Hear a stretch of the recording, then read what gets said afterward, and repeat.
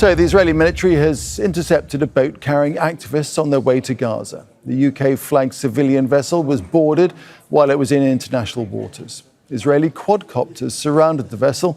These are pictures from the moment activists on board were told to take cover. Climate campaigner Greta Thunberg and 11 other activists were on board before communications were cut. The group was aiming to break Israel's siege on the Strip, a blockade that's illegal under international law. This is the moment the activists on board the Madleen ship were surrounded by Israeli authorities. We're being boarded right now. We're being intercepted right now. Please everyone.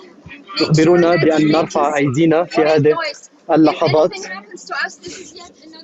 حتى added to the long list of war crimes that Israel has been committing.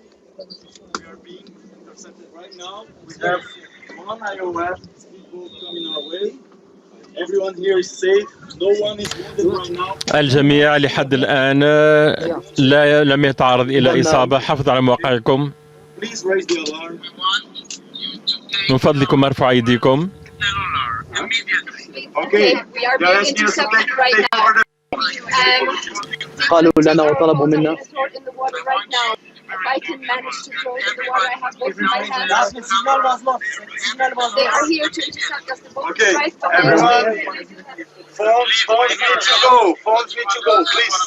Toss it in the water. أخبرونا بأنه مع السلامة مشاهدينا. Well, before the boat was intercepted, activists recorded messages urging their governments to act. One of them was the Swedish activist Greta Thunberg. My name is Greta Thunberg and I am from Sweden. If you see this video, we have been intercepted and kidnapped in international waters by the Israeli occupational forces or forces that support Israel. I urge all my friends, family and comrades to put pressure on the Swedish government to release me and the others as soon as possible. And just before the ship was boarded, an Israeli Navy spokesperson had this message for the crew of the Madleen. The maritime zone of the coast of Gaza is close to naval traffic as part of a legal naval blockade. If you wish to deliver humanitarian aid to the Gaza Strip, you are able to do so through the port of Ashdod via the established channels and distribution centers. Heda Araf is the co-founder of International Solidarity Movement and the Freedom Flotilla organizer, and she's live for us, joining us live from Sicily. Heda, great to have you with us. Thank you. When was the last time you heard from the boat? Our last interaction with the boat was approximately 2 hours ago now. We had been watching and in communication with them as they had been approached by what we believed were Israeli vessels, and then the Israeli vessels sailed away from them, but then they sent drones that were overhead drones, and then what we believe are quadcopters. One of them released some kind of chemical onto the boat, and then shortly thereafter, the entire Madleen was surrounded by Israeli forces, and we lost communication just as it looked like the Israeli forces, the commandos, were taking over the vessel. So one imagines that they've all those on board have been taken captive.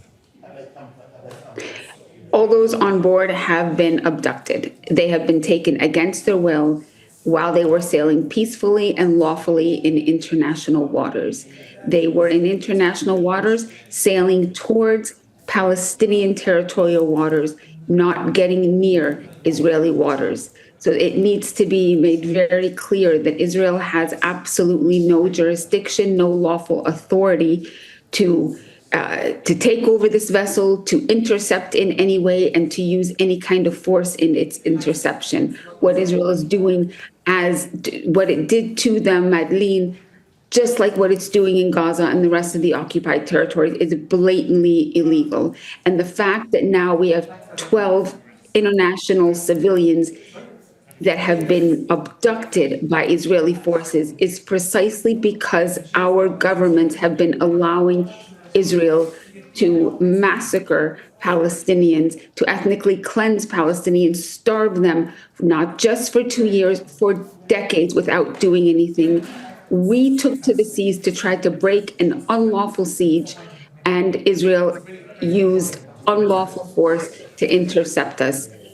We are concerned for the safety and well-being of our colleagues, but we also are drawing the eyes and attention of the world on what is happening in Gaza. That is the situation that the world needs to urgently intervene to stop. It is unacceptable that a country, a rogue country that is on trial for genocide like Israel, is able to determine who and what can get into Gaza, especially when it comes to humanitarian aid that can help people survive. And so our colleagues were at sea doing this. We are urging others to join us because we are not going to stop. Right now, we're focused on making sure our colleagues are okay. I will repeat, they have been abducted, taken against their will from international waters, and are in the custody of a brutal and unlawful rogue state like Israel. And we are asking everyone around the world, and especially the representatives, the countries of these citizens, to speak up and speak forcefully and condemn Israel's actions and sanction Israel for what it has done to the Madleen and what it continues to do to the Palestinian people. Can you have any confidence in the international community, given the scant pressure they've put on Israel so far? That's a good question. No, certainly their actions, not just in the past 19, 20 months, but for decades, it gives very, very little optimism that they will do the right thing. But what I do know is that international pressure from civilians around the world is growing, and there will come a point where these countries will not be able to withstand the outrage of their civilians. Millions have been watching the Madleen because millions have been watching Gaza and are outraged by it. So the pressure is definitely on them. And look, they claim, especially European countries, almost every citizen aboard that vessel was from Europe. They claim to uphold and respect international law. Well, the United Kingdom, its flag is flying on the Madleen. The Madleen is sovereign UK territory. We need to hear the United Kingdom speak up forcefully to condemn Israel's attack on UK territory. And the primary purpose and responsibility of every country is to protect their citizens. We need to see the countries of the citizens who were on board. That is France, 6 civilians on board from France, the Netherlands, Spain, Sweden. We also had Germany, and then we had one also from Turkey. All of these countries need to speak up. But you're right, their actions to date foster very little confidence, but I know that people all over the world will be speaking up, and these countries hopefully will feel the pressure. Heda, thanks for talking to Al Jazeera. Heda Araf from the Freedom Flotilla movement. Thank you. Thank you. Franchesca Albernaz is a UN Special Rapporteur on the occupied Palestinian territories, and she spoke to me on the phone from Tunis about the moment communication was lost with the ship. Look, it's quite shocking because I've been on the phone with the captain for on and off for over the period of 2 hours. So I was talking to them to try to just to check how they were doing when 5 speedboats encircled the boat. So this is when the alarm was given. And they asked me to be on call and to record everything, because of course everything could go wrong. And then things seemed to be quiet till 2 quadcopters reached the boat. In the beginning, the team thought that they were drones, simple drones. Then when they identified that they were quadcopters, so the machines that can shoot and kill, they went undercover and they didn't move since. And after about 30 minutes, I received another call. They had been intercepted. The soldiers were getting on the boat. I heard the crew being ordered to stay calm, just to keep their hands up. and I was talking to the captain when the line was cut. So I think they are now being, the Madleen has been taken, and they were probably being taken to Ashdod. Let's bring in Mona Rabani, who's the co-editor of Judalia and a fellow at the Centre for Conflict and Humanitarian Studies, joins us now from Montreal. So, Moen, as you've been following these events and watching them closely, how do you assess what's happened with Israel boarding the ship and taking all those on board captive?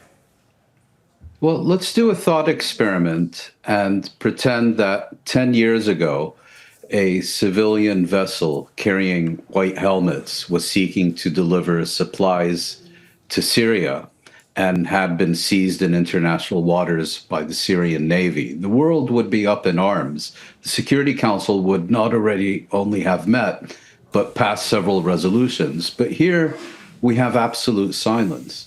And we have absolute silence from governments who have consistently stated that they reject armed resistance to Israeli occupation and have constantly been urging nonviolent resistance. Well, here's their litmus test.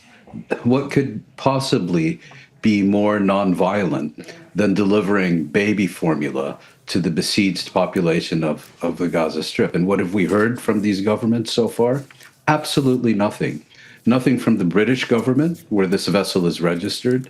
Nothing from the French government, half of whose passengers are French citizens, or the Dutch government, the captain is a Dutch citizen, or the Swedish government. Absolutely nothing. Because it's not as if they were willing to support nonviolent resistance. They consider any opposition to Israel to be illegitimate by definition. And the point is that this ship was only taking a tiny amount of aid, which wouldn't even have touched the sides remotely of what's needed in Gaza, but, you know, diapers and flour and other goods, and totally a peaceful mission. Yes, and what could be more cynical than the Israeli government and its spokespeople, who are directly responsible for the mass starvation that is now happening in the Gaza Strip, saying that, well, you know, this ship isn't carrying enough goods to feed the population of the Gaza Strip. Well, of course it isn't, and it's because of them. But, you know, these kinds of arguments in the West or among Western elites are considered rational, reasonable, and yet one more reason not to condemn Israel, not to change policy towards Israel, to continue sending it weapons so it can continue to pursue its genocide. I mean, you know, I think we have to understand what's going on here. A civilian vessel carrying 12 unarmed civilians seeking to deliver rice, flour, and baby formula to the besieged population of the Gaza Strip is considered a national security threat by the only nuclear state in the Middle East that felt it had, in order to meet this national security threat, it had to send elite commandos to conduct an act of state piracy in international waters. It just blows the mind that we're even having this discussion. And more importantly, that we're having this discussion in the context of Western silence. So what needs to happen? What could it take for change? Unfortunately, I think we've reached the stage where your question is unfortunately superfluous. I mean, when we get to this point, 20 months into a live stream genocide, and now this act of state piracy in international waters, and there is still no reaction, it's difficult for me to conceive of anything Israel could do that would elicit a change in Western policy towards it. Of course, if you look at the broader international community, there is widespread outrage. But what counts are the governments that are supplying Israel with weapons, that are giving it diplomatic cover, that are constantly issuing statements of support for Israel and for what it's doing. And there, I think we're past the point of no return. I cannot conceive of circumstances where Israel will have to face consequences for its actions, irrespective of what those actions may be. And we're already, you know, talking about genocide, a months-long siege, thousands of children on the verge of starvation, and so on. Moen, we'll leave it there. Thanks very much. That's Moen Rabani speaking to us there from Montreal. Thank you so much. Thank you. Make sure to subscribe to our channel to get the latest news from Al Jazeera.